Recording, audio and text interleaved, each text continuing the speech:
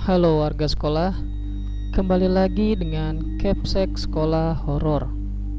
Apa kabar kalian semua? Semoga baik-baik saja. Di episode Sekolah Horor kali ini masih melanjutkan cerita tentang spot-spot terangker di sekolah bekas perkantoran pada zaman penjajahan Jepang bagian ketiga. Cerita ini bersumber dari akun Twitter @ayudia003. Selamat mendengarkan.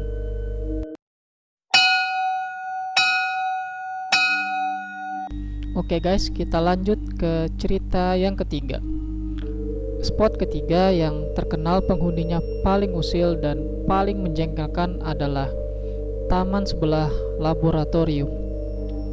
Cerita kali ini merupakan pengalaman beberapa orang yang pernah dijaili sama penunggu taman sebelah labor, atau bahkan pernah diikutin sama makhluk di sana. Oke, kita mulai. Sebelumnya bakalan aku ceritain detailnya. Taman di sebelah labor ini memang terkenal jadi spot foto untuk beralai pada waktu itu. Karena selain tata letak tanaman yang bagus untuk jadi spot foto, tanaman-tanaman atau bunganya pun sengaja dibuat berwarna-warni. Biasanya taman ini tuh rame banget sama anak his pada zamannya kalau sore. Sepinya tuh jam-jam 1 atau 2 lah. Soalnya udah nggak ada lagi yang pakai labor. Letak labornya juga paling terpencil dari ruangan lainnya. Oke, kita mulai dari yang pertama. Sebut aja namanya Tia. Tia ini adalah tetanggaku waktu masih mendiami komplek pegawai di sana. Ceritanya waktu itu Tia dan teman sekolahnya merencanakan ingin berfoto-foto di taman sebelah labor menggunakan ponsel salah satu temannya. Mereka ingin mencoba kamera HP baru yang bisa dibilang hanya orang tertentu saja yang punya HP seperti teman Tia. Mereka pun setuju untuk langsung berkumpul ke rumah Tia setelah pulang sekolah. Jam menunjukkan pukul 13:30. Sebut saja Fani, si pemilik HP. Umi dan Jubaidah adalah teman Tia yang juga akan ikut ke taman. Sebelumnya Tia ini udah SMA. Jadi mereka berempat pun akhirnya berjalan kaki menuju ke taman. Karena jarak taman dan rumah tinggal nyebrang jalan, terus jalan kaki berapa meter ke dalam gang dan udah sampai. Sesampainya di taman, mereka pun langsung mencoba HP Fani. Mereka pun berfoto bergantian. Pose pertama terdiri dari Tia, Fani, dan Umi. Pose kedua terdiri dari Fani, Umi, dan Jubaidah. Giliran pose ketiga diisi oleh Umi, Jubaidah, dan Tia. Dan pose terakhir Jubaidah, Tia, dan Fani. Hingga akhirnya untuk pose-pose selanjutnya mereka berfoto-foto sendiri-sendiri.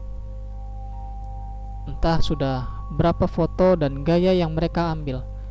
Yang pasti mereka puas berfoto di taman itu. Karena hari semakin terik, akhirnya mereka pun memutuskan untuk pulang ke rumah Tia. Sesampainya di rumah, mereka pun segera berebut HP Fani untuk melihat hasil jepretan mereka. Pada jepretan pertama sampai jepretan ke-19 tidak ada yang aneh. Tapi ada beberapa foto yang terlihat blur. Sampai pada foto ke-20, di situ ada yang aneh. Sesuatu tertangkap kamera Fani. Di dalam foto itu ada Tia, Fani, dan Umi. Tapi ada 3 bayangan hitam melayang di depan mereka. Satu bayangan tepat berada di tengah-tengah Fani dan Umi. Sedangkan Tia yang sedang berpose duduk ada satu bayangan melayang. Dia melayang di atas kepala Tia, dan satu lagi bayangan tepat ada di sebelah Umi. Mereka pun saling bertatapan, seakan tak percaya dengan apa yang mereka lihat. Fanny terus men-scroll HP-nya dan total foto yang ada bayangan itu ada 5 foto. Dan semua ada di pose saat mereka sedang foto bertiga. Tanpa protes, mereka menyetujui tindakan Fanny untuk menghapus foto-foto tersebut dan memutuskan untuk tidak mengungkit masalah ini. Setelahnya, mereka pamit untuk pulang. Fanny si pemilik HP lah yang pertama merasakan dampak dari bayangan yang ada di foto mereka tadi. Sepulangnya dari rumah Tia, Fanny bergegas mandi dan berganti pakaian, mengingat hari juga sudah sore. Fanny hanya tinggal berdua dengan ibunya. Ayah Fanny adalah seorang TNI. Waktu itu ia sedang ditugaskan ke daerah lain. Lanjut. Jadi, sore itu Fanny merasa ada yang aneh dengan badannya. Mulanya, Fanny merasa sedikit pegal di bagian pundak. Ia pun memijat pundaknya dengan minyak angin, tapi bukannya sembuh, malah semakin berat yang dirasakan oleh Fanny. Saat itu hampir azan maghrib. Fanny sudah tidak kuat menahan beban di pundaknya. Ia tidak tahu apa sebenarnya yang sedang ia alami. Fanny tersungkur, terduduk di lantai. Untuk berdiri pun susah. Ia pun memanggil ibunya, tapi tidak ada jawaban. Punggung berat tadi bertambah dengan rasa nyeri seperti terbakar. Pandangan Fanny mulai gelap hingga ia tidak sadarkan diri. Diceritakan bahwa Fanny akhirnya dibawa ke Ustadz. Samar Fanny mendengar tangis ibunya. Tapi Fanny betul-betul seperti tidak ada tenaga untuk berbicara ataupun untuk menggerakkan jari. Di sebelahnya, Fanny merasa ada seseorang yang memegang pundaknya. Di saat yang sama, terdengar teriakan, "Bismillahirrahmanirrahim, Allahu Akbar." Hentakan tangan tepat di punggung belakang Fanny. Matanya langsung terbuka seketika dan ia baru sadar bahwa posisinya sedang duduk bersila. Ibu Fanny pun segera memeluk Fanny. Fanny ternyata diikuti oleh makhluk yang ada di foto tersebut. Diceritakan kalau makhluk itu gak suka atas kehadiran mereka. Ditambah lagi, saat itu satu dari mereka ada yang sedang berhalangan. Lalu mereka tidak permisi untuk berfoto di sana. Terus mereka kurang sopan juga, teriak-teriak, ketawa, dan bahkan merusak salah satu tanaman di situ, yang mana tanaman itu sebenarnya adalah tempat tinggalnya. Jadi tuh makhluk gak suka, jadi diikutin deh. Akhirnya, saran dari Pak Ustadz adalah disuruh hapus saja semua foto mereka yang ada di taman itu. Fanny pun menurut. Tapi ada yang aneh. 1 dari 5 foto yang dihapus tadi adalah foto Fanny, Tia, dan Umi yang ada bayangan tadi masih ada.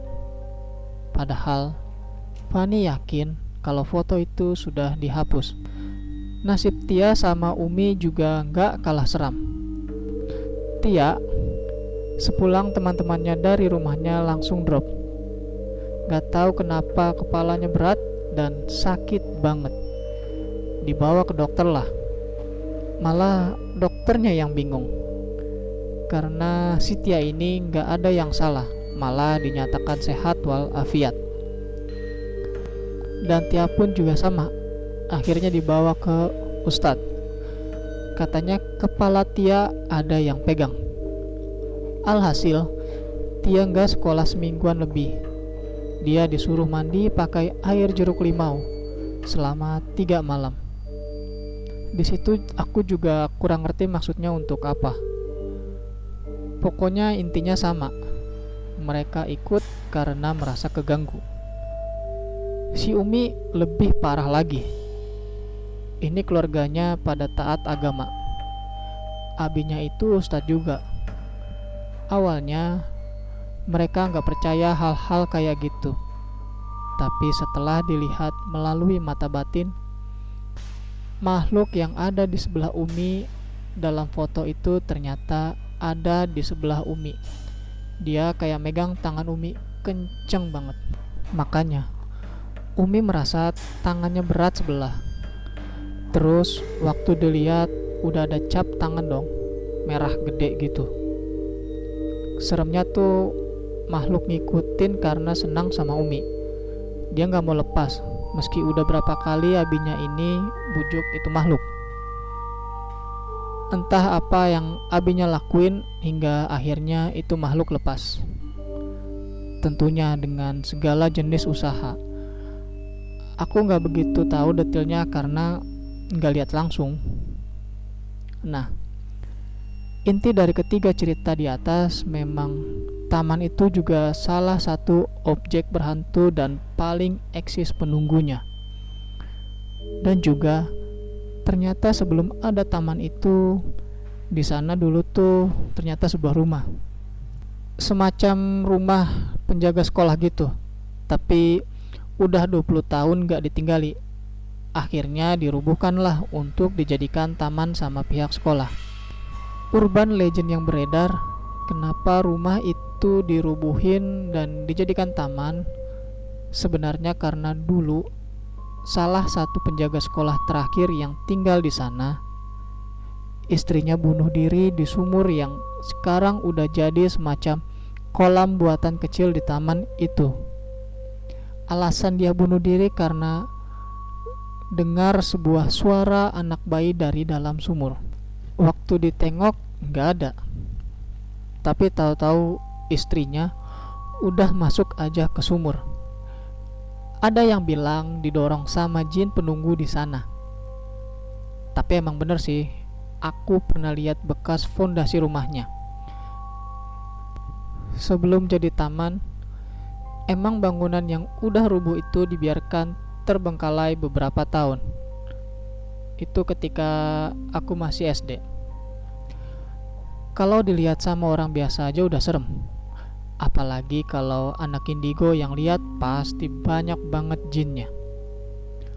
Makhluk yang jahilin Tia dan kawan-kawannya itu bentuknya yang pertama itu cewek, jangkung banget. Terus yang kedua itu cowok berbulu manja yang ngintilin Umi. Dan yang ketiga itu sejenis hantu jeruk purut. Tapi ini beneran gak ada kepalanya, cuma badan doang tanpa kepala. Dan ini yang ngikutin Tia. Sesudah kejadian di sana, mereka gak pernah lagi main atau bahkan lewat ke sana karena ya takut diikutin lagi. Mungkin itulah akhir ceritaku. Maafkan bila ceritanya berantakan atau kurang menarik. Namanya juga manusia, tolong dimaafkan. Terima kasih.